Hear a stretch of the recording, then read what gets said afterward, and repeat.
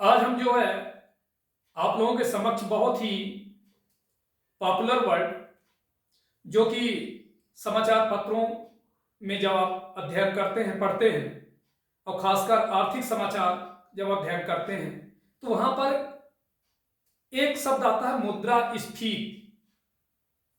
तो आप सबके मन में एक जिज्ञासा होती है कि भाई मुद्रास्फीति है क्या। अंग्रेजी में इसे हम इन्फ्लेशन कहते हैं।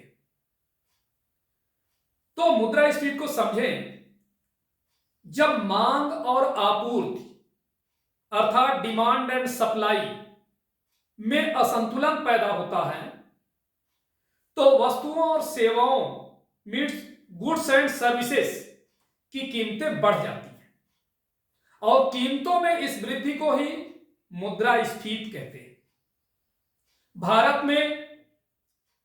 भारत अपनी मुद्रास्फीति की गणना दो मूल्य सूचियों के आधार पर करता है। पहला है थोक मूल्य सूचकांक जिसे हम बोलते हैं होल प्राइस इंडेक्स, और दूसरा है उपभोक्ता मूल्य सूचकांक कंज्यूमर प्राइस इंडेक्स। अत्यधिक मुद्रास्फीति इकोनॉमी यानी अर्थव्यवस्था के लिए हानिकारक होती है, जबकि 2 से 3% की मुद्रास्फीति दर इकोनॉमी के लिए अनुकूल मानी जाती है। अब यहां जानना जरूरी है कि भाई मुद्रास्फीति की मेन कॉज क्या है, अर्थात इस मुख्यतः दो कारणों से मुद्रास्फीति होती है, मांग जनित कारक और लागत जनित कारक। अब यहां समझिए मांग जनित यानी डिमांड पुल इन्फ्लेशन क्या है। यदि डिमांड के बढ़ने से वस्तुओं की कीमतों में वृद्धि होती है तो वह मांग जनित मुद्रास्फीति यानी डिमांड पुल इन्फ्लेशन कहलाती है।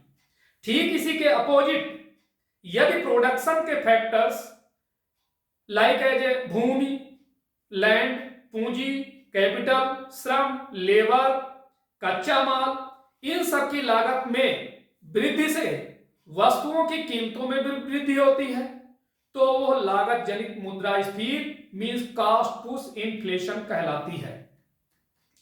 अब हम बात करेंगे कि मुद्रा अवस्थिति, ठीक इन्फ्लेशन का उल्टा डिफ्लेशन।